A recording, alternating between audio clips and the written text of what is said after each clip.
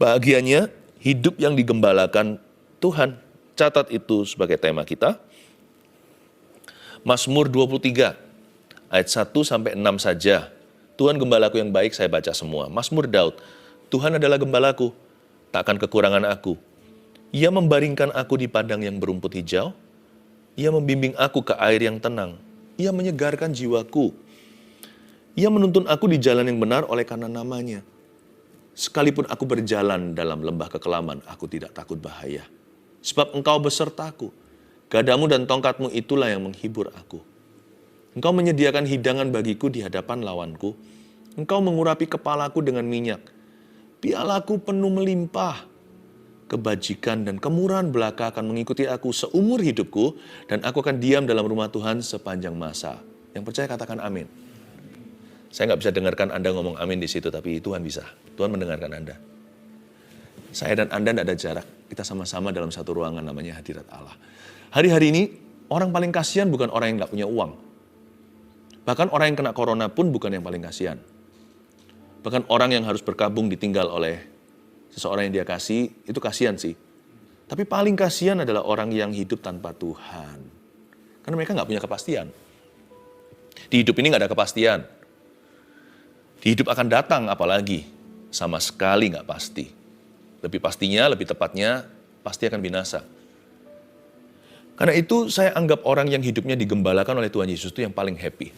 Paling fulfilling lah ya. Kalau happy itu bukan senang versi dunia, senang yang semu, dapat barang, bosan kemudian. Tapi yang disebut bahagia di sini, blessedness, artinya kepuasan batin tiada duanya, dan kita punya blessed assurance. Kita punya keyakinan akan hidup yang kekal. Wow, itu tiada duanya. Ayat ini dimulai dengan hubungan berakhir pada kematian. Tapi kematian hanyalah pintu bagi orang yang digembalakan oleh Tuhan. Nah, kita lihat sekarang Mazmur Daud bunyinya begini. Tuhan adalah gembalaku, takkan kekurangan aku. Pertama-tama Tuhan adalah gembala kita. Kita tidak akan kekurangan apa-apa. Bukan berarti hidup kita itu bebas persoalan. Siapa bilang kalau seseorang yang menerima Yesus itu hidupnya mulus? Enggak. Bukan berarti kita juga nggak punya keperluan atau kebutuhan. Pasti you and me, Anda dan saya masih kurang sesuatu. Hari ini saya masih kurang keturunan. Sudah menikah 7 tahun belum dikaruniai anak. Ada juga yang kurang uang. Aduh susah ngos-ngosan, ini gimana bertahan. Ada juga yang kurang kesehatan karena tubuhnya sakit, harus recovery, nggak tahu ini bisa sembuh nggak. Kita semua pasti punya kekurangan. Jadi ayat ini bukan bicara tentang kekurangan begitu. Ayat ini bicara tentang dalam hubungan dengan Tuhan, kekurangan apapun yang sekarang kita nantikan itu sudah terisi sama Yesus dulu. Jadi kalau kita itu punya kekurangan segini, hidup sama Tuhan itu, ini akan diisi kekurangan itu dengan kasih karunia atau grace namanya. Kadang-kadang Tuhan mengisinya sesuai dengan kebutuhan kita atau sesuai aplikasi gitulah ya. Tuhan mengisinya yang kita perlukan. Orang sakit nih, lalu Tuhan isi dengan kesehatan, plum, langsung boom, penuh lagi. The cup atau pialanya penuh terisi. Dia bersuka cita, aku disembuhkan, aku disembuhkan. Kadang-kadang Tuhan memberikan kepada kita yang kita butuhkan. Jadi takkan kekurangan aku itu, Tuhan berikan dan kabulkan apa yang kau perlu. At times, tapi kadang-kadang Tuhan memberinya bukan sesuai yang kita inginkan. Kekurangan kita itu digantikan dengan sesuatu yang bukan dari dunia ini. Sesuatu yang kekal sifatnya. Takkan kekurangan aku, contohnya, ada orang tertentu yang hidupnya itu susah seperti Ayub. Tapi dia tahu bahwa Tuhannya mengasihi dia. Seperti Paulus. Paulus itu belum sembuh, duri dalam dagingnya. Ahli teolog mengatakan mungkin dia sakit mata. Bayangin, seseorang yang sapu tangannya aja menyembuhkan orang, dia sendiri berdoa 3 kali, kok seolah-olah belum didengarkan. Tapi Tuhan gantikan semasa itu dengan kalimat ini, my grace is sufficient for you. Kasih karuniaku cukup bagimu. Tuhan gantikan kepada sesuatu yang kekal. Paulus, hidup ini sementara. Kurang sesuatu, nggak akan dampak kekalnya.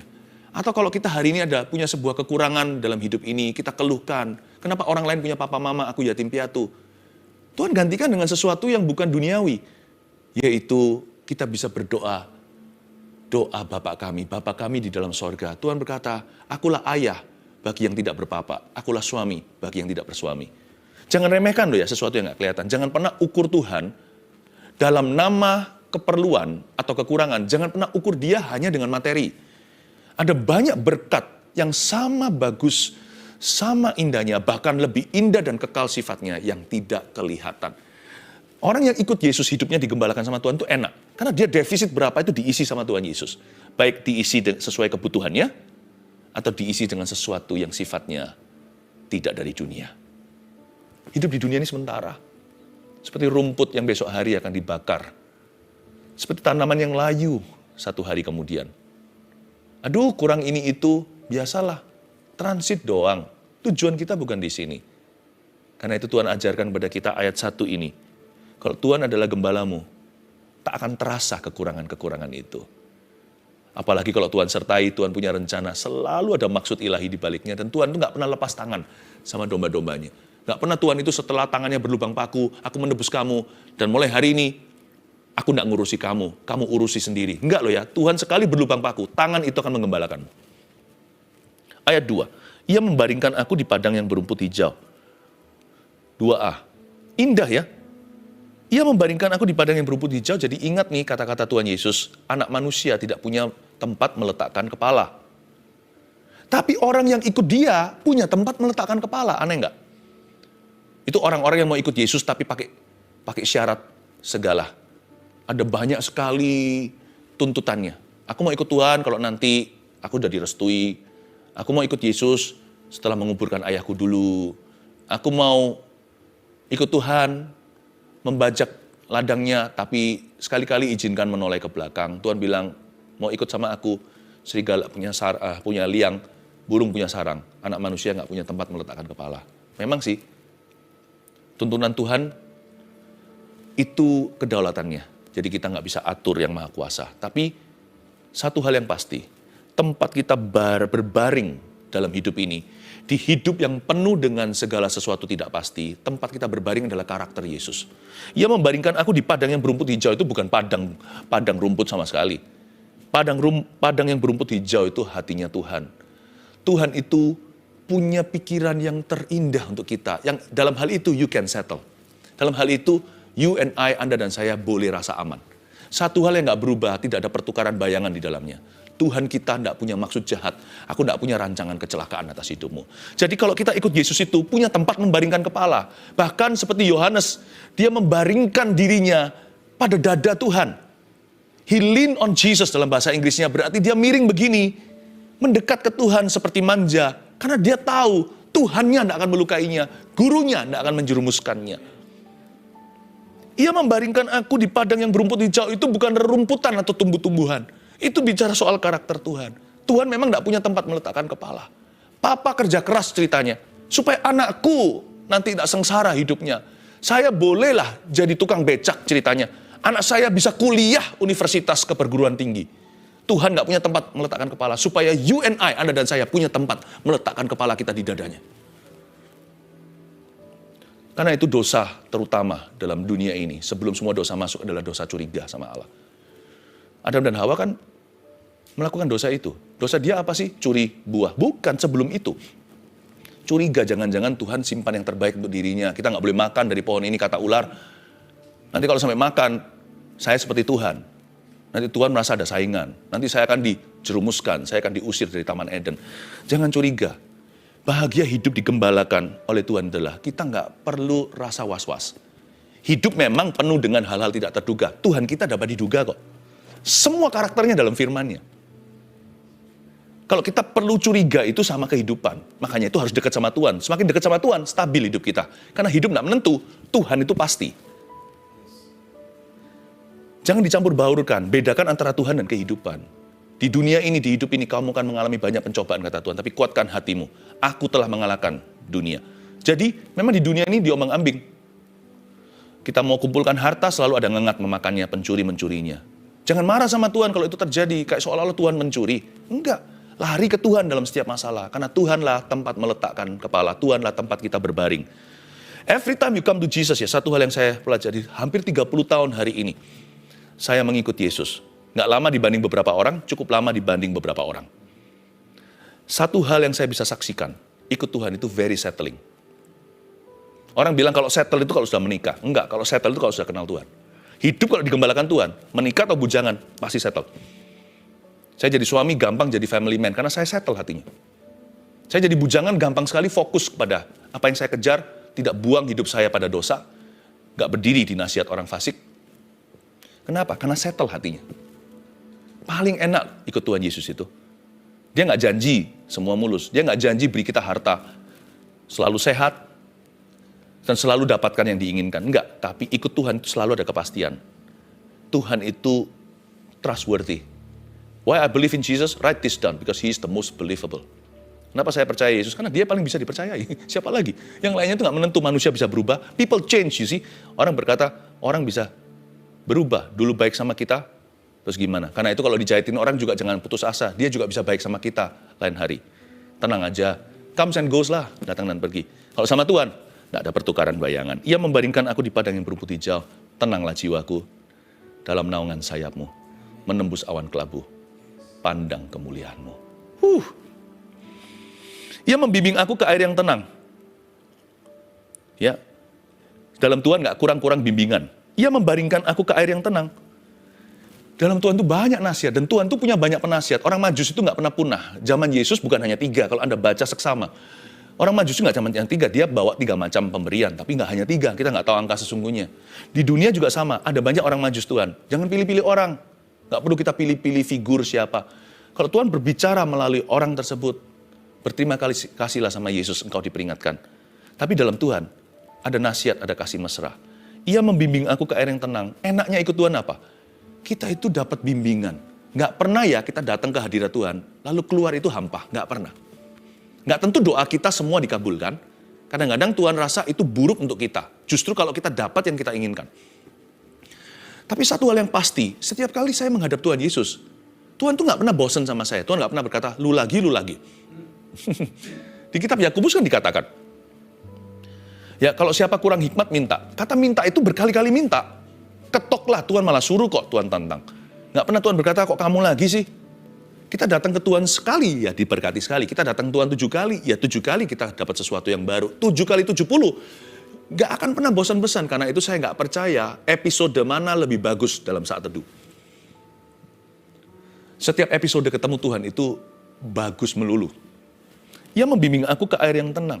Ketemu Tuhan, pulang pasti bawa bimbingan.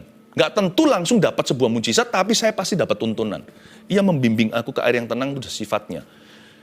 Tapi ikut Yesus itu lebih dari agama. Karena dia jalan kebenaran dan jalan keselamatan. Artinya, kalau saya ketemu sama Tuhan, saya dapat bimbingannya bukan hanya untuk hidup sekarang.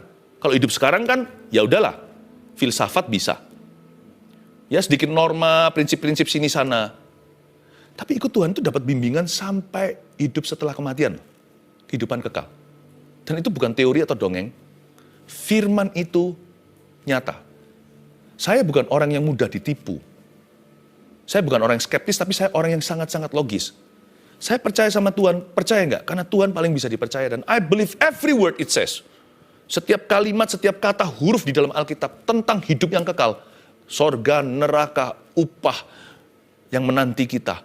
Segala sesuatu yang berhubungan dengan kebangkitan. Saya percaya. Dan itu membimbing hidup saya. Justru karena saya percaya itu, back from the future, seperti kembali dari masa depan, seperti dihitung mundur, hidup saya itu sekarang tiktok.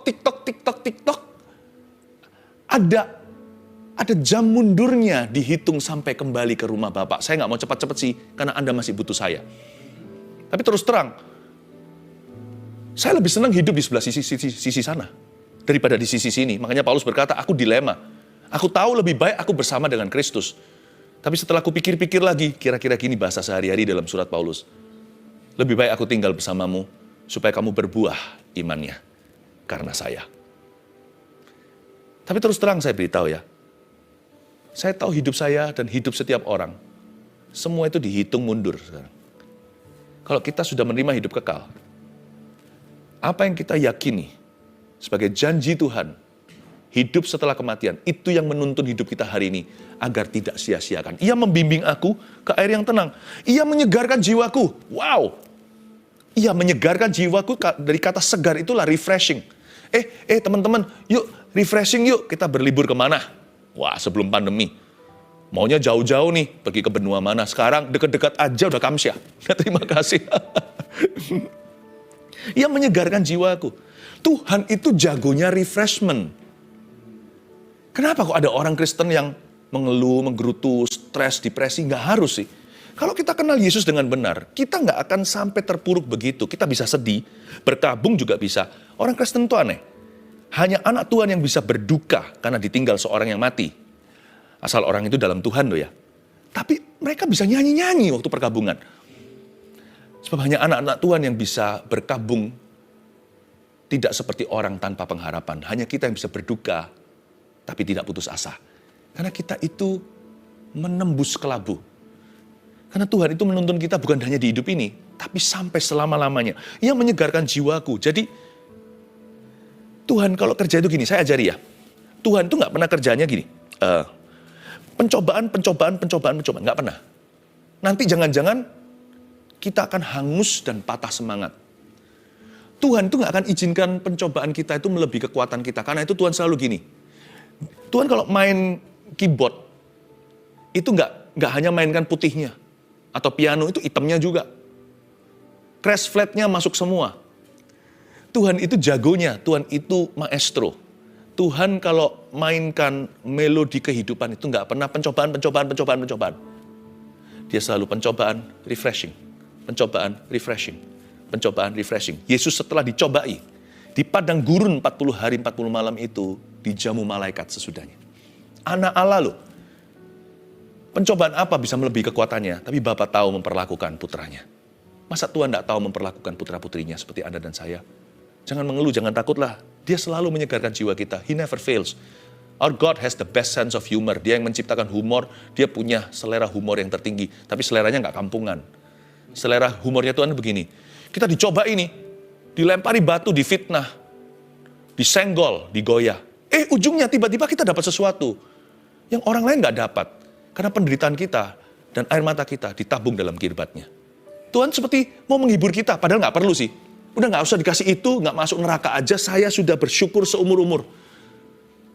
Kita nggak jadi masuk neraka aja ya, kita diterima di sorganya yang baka aja. Itu aja kembaliannya nggak terhingga. Kita nggak bisa membeli, nggak bisa membayarnya.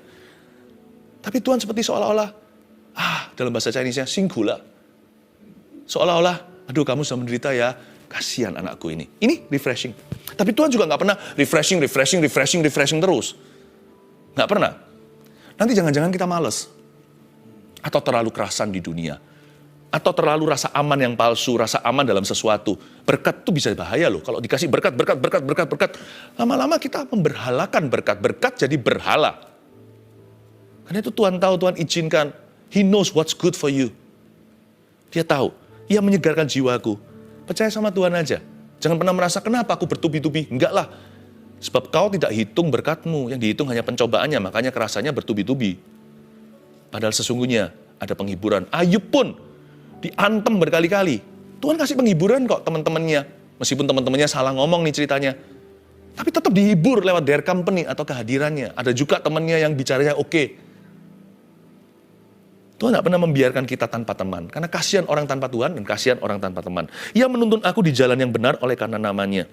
Berikutnya. Wah ini begitu dalam ya. Kalau kita bahas satu persatu rasanya nggak cukup waktu. Tapi ikut sama saya aja. Pokoknya sebatas waktu yang disediakan kita bahas sebanyaknya ya. Ia menuntun aku di jalan yang benar oleh karena namanya. Ini bagus. Ini menuntun aku di jalan yang benar oleh karena namanya. Ini bukan jalan kita, ini jalan Tuhan. Jalanku lebih tinggi dan rencanaku lebih tinggi dari rencanamu. Ini disebut purpose driven life itu loh. Dulu pernah ada buku yang begitu. Ini yang disebut purpose driven life itu. Ia menuntun aku di jalan yang benar. Itu bukan jalan hidupmu. Aku tunjukkan jalan yang baru. Tuhan akan memberi kita visi lebih tinggi dari hidup ini. Tuhan memberi kita visi lebih besar daripada sekedar untuk hidup kita. Atau orang-orang yang kita kasih, yang kita kenal di kanan kiri. Atau keluarga sendiri. Ia menuntun aku di jalan yang benar. Ini jalan oleh karena namanya. Ini bukan jalan oleh karena dirimu. Paham maksud saya? Saya kasih contoh untuk hidup saya. Saya punya visi pribadi. Harus saya punya visi untuk keluarga saya. Tapi Tuhan beri saya visi yang lebih tinggi. Saya tahu visi itu adalah milik namanya. Itu nggak ada hubungannya dengan Marga Mantova. mendirikan 1000 gereja lokal yang kuat dengan 1 juta murid adalah jalan oleh karena namanya di hidup saya. Dan saya butuh dukungan Anda juga untuk menggenapi itu. Dimulai dari tahun 2030, 300 gereja berdiri dulu, dipenuhi dengan anak kecil yang penuh buat anak muda, teruna yang mendapat penglihatan, orang tua yang mendapat mimpi. Dan itu membuat saya hidup tiap hari bergairah loh. Kalau enggak ya, orang kalau mengejar sesuatu yang duniawi, dia dapat, dia bosan. Lalu dia nggak tahu mau diapain lagi, mau gimana dihamburin. Tapi sayangnya, kutuknya di sini. Yang belum sampai ke taraf itu, penasaran ingin begitu. Lalu mencerca, memaki karena iri hati. Manusia itu hidup seperti anjing kejar ekornya. Nggak ketemu. Tapi Tuhan kasih kita jalan yang oleh karena namanya. Wow, itu visi yang lebih besar. I thank God para pengusaha yang di dalam gereja kami, jemaat, punya visi ini. Ibu rumah tangga punya visi ini. Pengacara punya visi ini. Anak muda punya visi ini. Anak kecil punya visi ini. Salah satu di YouTube, tidak lama yang lalu ada saya mentoring anak-anak kecil. Salah satu anak kecil bertanya sama saya, itu seperti ngobrol-ngobrol sama anak-anak, nanti segera ada, tapi tunggu saja di YouTube ini. Lalu salah satu anak tanya sama saya, Pastor Philip, apa doa pastor sebagai pendeta yang belum dijawab Tuhan? Saya bilang mendirikan gereja-gereja itu yang saya sebutkan tadi. Dia berkata, oh I see. Itu saya tanya sama dia, masih kecil umurnya, masih umur 10 atau belum umur 9, 10. Saya berkata, would you help me someday? Will you? Dia bilang, yes pastor, I will help you. Itulah jalan oleh karena namanya. Ayat 4, kalau refreshing melulu, cepat lupa nanti. Lupa Tuhan bahaya. Kadang-kadang Tuhan izinkan duri supaya kita menghargai kasih karunia. Sekalipun aku berjalan dalam lembah kekelaman, aku tidak takut bahaya. Sebab engkau besertaku, gadamu dan tongkatmu, itulah yang menghibur aku. Isn't this beautiful? Sekalipun aku berjalan dalam lembah kekelaman, aku nggak takut bahaya. Nggak hanya refreshing. Pencobaan diizinkan, tapi jangan takut dulu ya. Jangan curiga. Pencobaan itu sendiri berkat terselubung atau blessing in disguise. Karena kita jadi lebih personal dengan Tuhan Yesus. Mazmur itu lagu atau nyanyian. Hari ini Pak Robert dan Bu Lea bersama dengan kita kan juga penggubah lagu, begitu banyak lagu-lagunya. Ya, Redo juga sama, menciptakan banyak lagu di GMS Live. Coba bayangkan ya, kalau kita membuat lagu ya, saya gini-gini pernah sekali 2 kali bikin lagu. Lagu-lagu, kalau dimulainya dengan nya, ya lebih baik diakhiri sampai nya. Tapi kalau lagunya addressing God, you, kamu, bukan, gak berani ngomong kamu sama Tuhan, engkau. Engkaulah Tuhan, engkaulah Raja, berdaulat atas hidupku, ku berserah penuh. Kalau sudah engkau, ya engkau sampai akhir. Jangan engkaulah Tuhan, dialah Raja. Loh ini gimana toh? Atau dialah Tuhan, engkaulah Raja. Loh ini ngomong sama Tuhan jangan pelin-pelan. Ngomong sama siapa? Ayat 4 kok tiba-tiba berubah jadi engkau. Tadi di sini Tuhan adalah iya, yang membimbing, ia menuntun, ia membaringkan. Kok tiba-tiba jadi engkau? Gini loh, hidup yang digembalakan oleh Tuhan itu begini. Kok bisa? Ketika dalam masalah justru Tuhan semakin personal. Tadi kan pihak ketiga, si pemazmur cerita. Tapi ketika persoalan, seperti Ayub berkata, dulu orang berkata aku percayanya, sekarang aku sendiri, mataku melihatmu. Glory is nearest to those troubled souls. Justru kemuliaan itu bukan ada di gereja.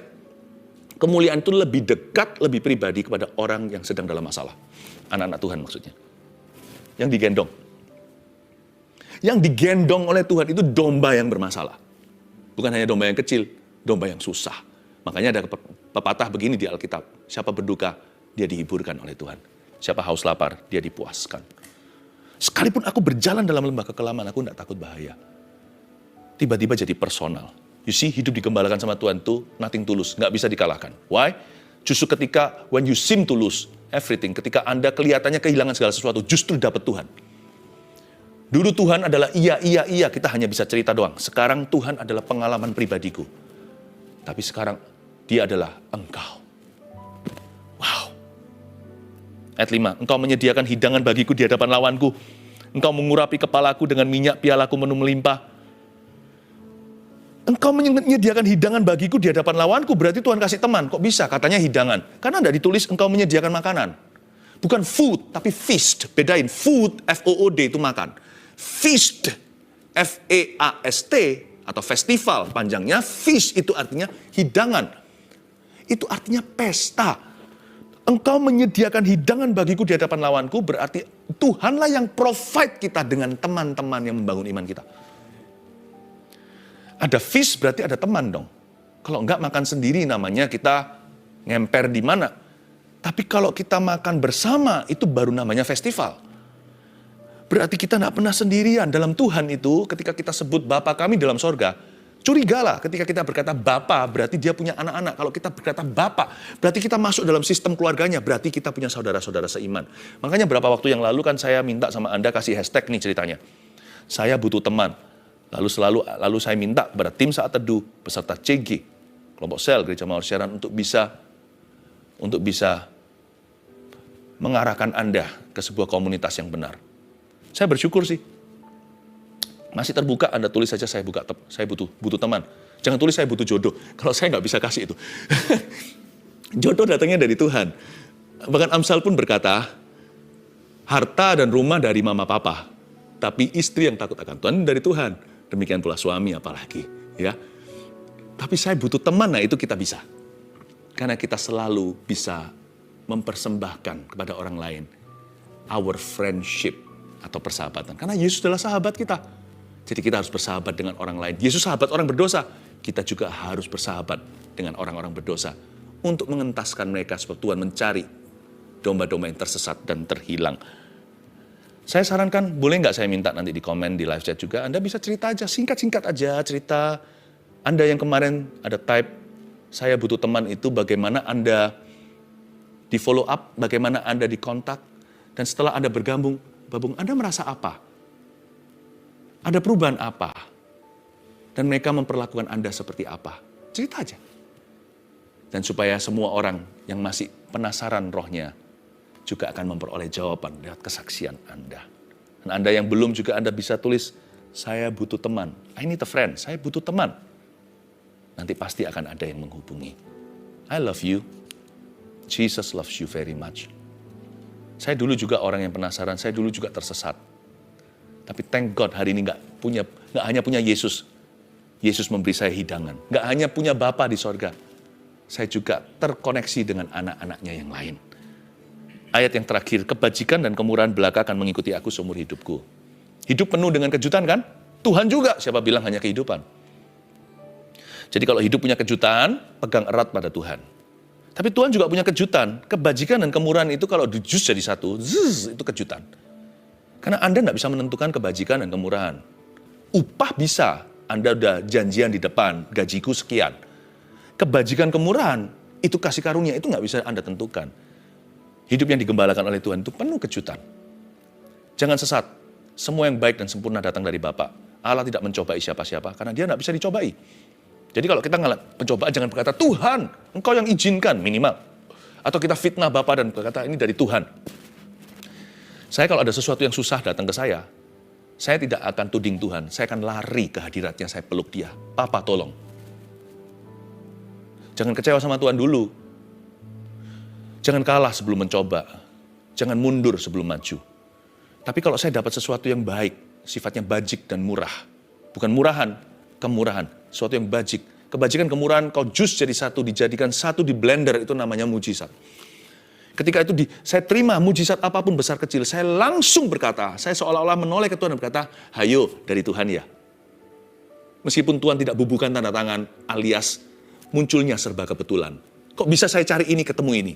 Kok bisa ya? Orang itu cari saya, ketemu sama saya. Nggak tahu, nggak ada namanya kebetulan. Kalau Tuhan tidak bubuhkan tanda tangan, saya pasti akan menoleh dan berkata, hayo Tuhan ya. Kebajikan, kemurahan mengikuti aku. Kalau setan menghantui aku. Kalau Tuhan mengikuti aku. Kebajikan, kemurahan itu mengikuti aku. Ini surprise dari Tuhan. Saya yakin di saat teduh hari ini juga Tuhan punya surprises for you. He gives good gifts to men.